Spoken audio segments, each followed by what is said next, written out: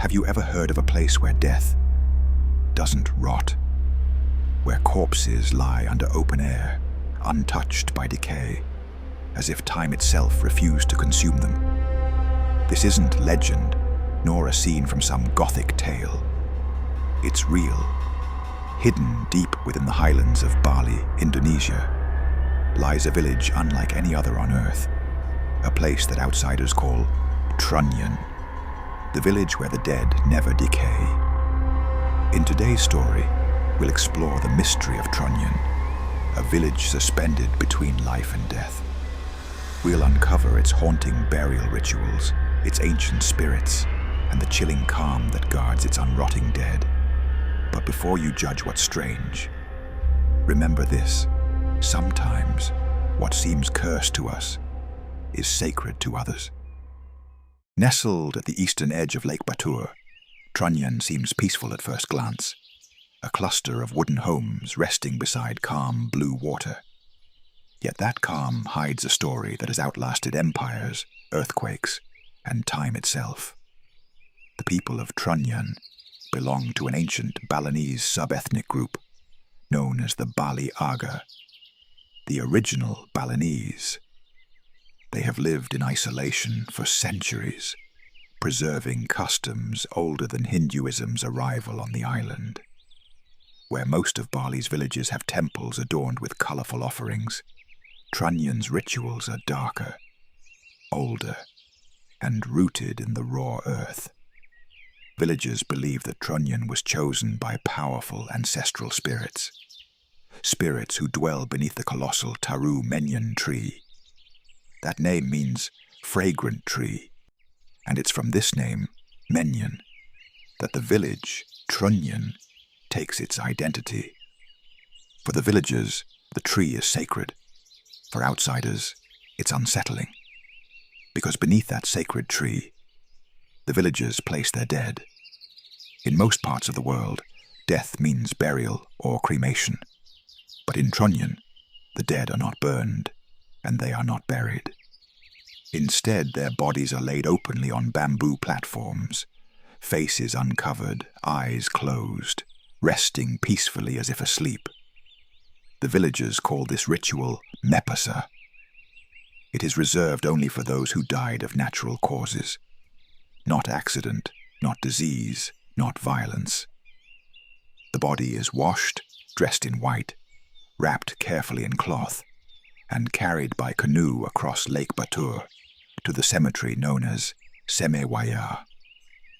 At the cemetery, the corpse is placed gently on the ground under the sacred tree, surrounded by woven bamboo cages called ancak saji. These structures protect the remains from animals, but leave them fully exposed to the open air. And yet, the most shocking part, the bodies do not decompose. Days pass, weeks, months. Even as tropical humidity fills the air, the corpses remain eerily intact. Their skin dries like parchment, but there is no stench of death, only the faint aroma of earth and flowers. Villagers believe the Taru Menyan tree absorbs the odor of decay. They say its fragrance purifies the air, trapping the soul's essence so it can rest peacefully. Scientists have studied this phenomenon, suggesting the wind patterns and sap oils of the tree might have antiseptic qualities. But no explanation feels complete. It's as if the land itself refuses to let go of its dead. According to legend, the Taru Menyan tree was once guarded by a spirit so ancient that even the gods feared its power. When the first settlers arrived centuries ago, they couldn't bear the tree's overwhelming fragrance. Its perfume, they said, could drive a man mad.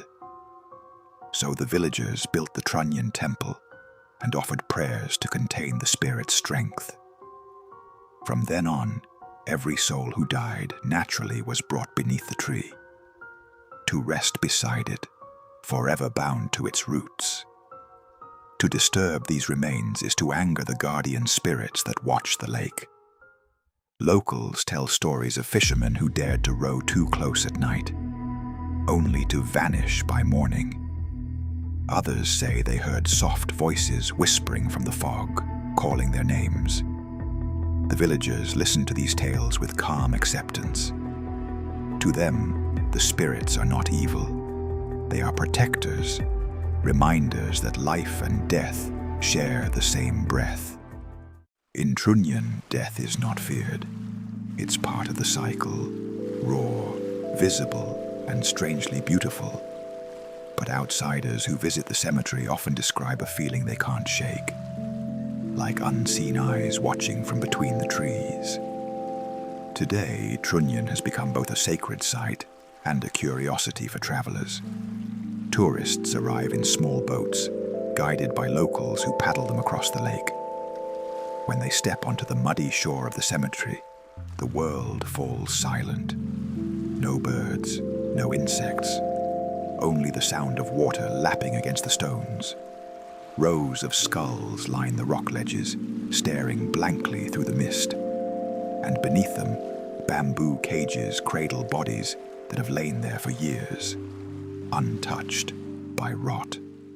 Many visitors report feeling dizzy or lightheaded, as if the air itself carried the weight of countless souls. Some claim their cameras malfunctioned, batteries drained, footage corrupted. A few even say they heard soft laughter echoing across the lake, though no one was there. Locals warn tourists not to mock the dead. Speak softly, they say, and never look back when you leave. The villagers themselves remain private, wary of how the outside world perceives them. They insist the ritual is not a spectacle, but a sacred trust passed through generations. And though modern Bali grows more globalized each year, Trunyan resists change, clinging to a truth older than any temple, that death does not always mean decay. As the morning mist drifts across Lake Batur, Trunyan cemetery fades once more into silence. The bamboo cages stand quietly beneath the ancient tree, cradling bodies that sleep without rotting, as if frozen between worlds.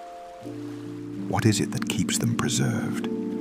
The fragrance of the sacred tree, the dry mountain air, or something beyond human understanding, a pact between the living and the dead.